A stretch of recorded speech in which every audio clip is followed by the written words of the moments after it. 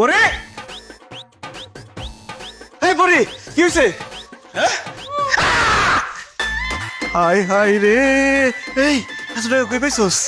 ব্যাগের মধ্যে পাইছি। আমরা তো বড় লোক হয়ে গেছি। আমরা বড় লোক হইছি মানে আমি বড় লোক হইছি। আমি বড় লোক নাই, তুই বড় লোক হবি কেমনে? আমি টাকা আগে দেখছি না। আমি তো দেখলাম এই যে হ, আমি টাকা দেখছি, আমি বড় লোক হইছি আর তুই আমারে দেখছিস। টাকার বাগান পাবো না। কি টাকার বাগ পাবি? আমি দেখছি আমি টাকার বাগ পাবো। কি কস না কস?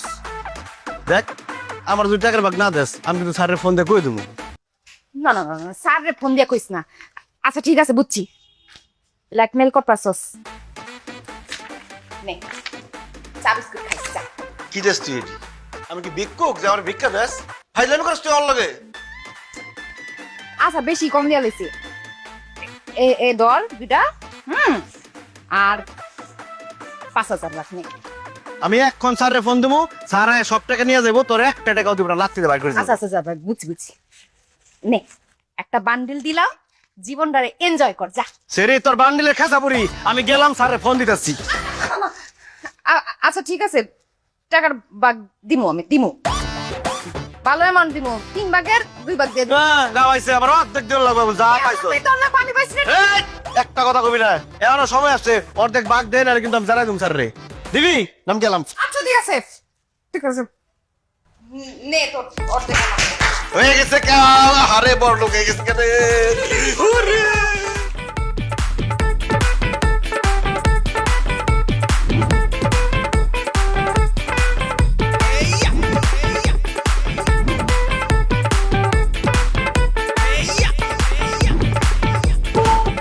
স্যার আসসালামু আলাইকুম স্যার। কি লাগবে না স্যার? স্যার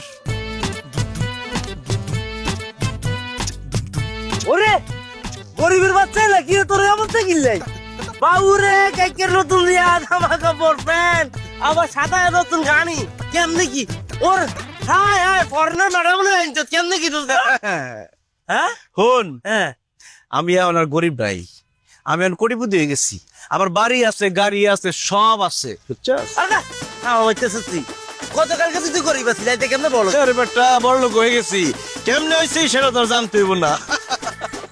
ওটা কি? ম্যাডাম ওরে না বাবুরে ওর বেশ উল্টি দেয় উনি দেয় ওর ইয়ার হর্নার ম্যাডামে গেছে কই কেন করছো না তুমি হচ্ছে কেন হইতো তুই হয়ে গেছে। কেন হইছিস তার রে লটারি আইছিস কেন হ, ধরে নিতে পারো যে লটারি লাগছে। বাবুরে তোকে কিনে কপাল তুই তো আই প্রতি মাসে একখানা করে লটারি কিনি কিন্তু আই লটারি আই না তুই তো আরে কোম্পানিতে লটারি নিতে দেয় কোম্পানিতে তোর আইছিস দে দোস্ত তোরও তো গরিবের কপালে লটারি লাগবো না, এমনি আইছিলাম গরিব দেখার লিগে।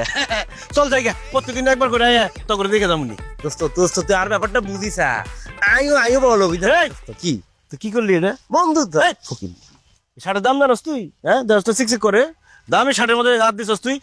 ফকির, আচ্ছা সমস্যা নাই দোস্ত তো তুই অনা আর একটা ব্যবসা করে দোস্ত আমি বলো কিন দোস্ত সর সর সর, লজে গে। কি কাজের লোক লাগবো না? তুই তো কাজের মেয়ে আছিস, আবার কি? আমার কাজে মেয়ে আছি নাকি? আমি এখন ম্যাডাম হয়ে গেছি তো, তুই কি করে ফকিনি গুলো দিতে বস? কয়টা লয়ে যাই, তাহলে তো পড়ালো ফিল পাম না। ইয়া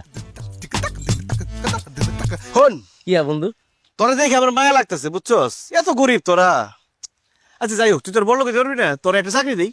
ওরে থাকবে রে দোস্ত জামাই কিয়া কি করস তুই? তুই জানো বন্ধু তো এই দামি শার্ট ময়লা বানায় ফেলাইতেছস।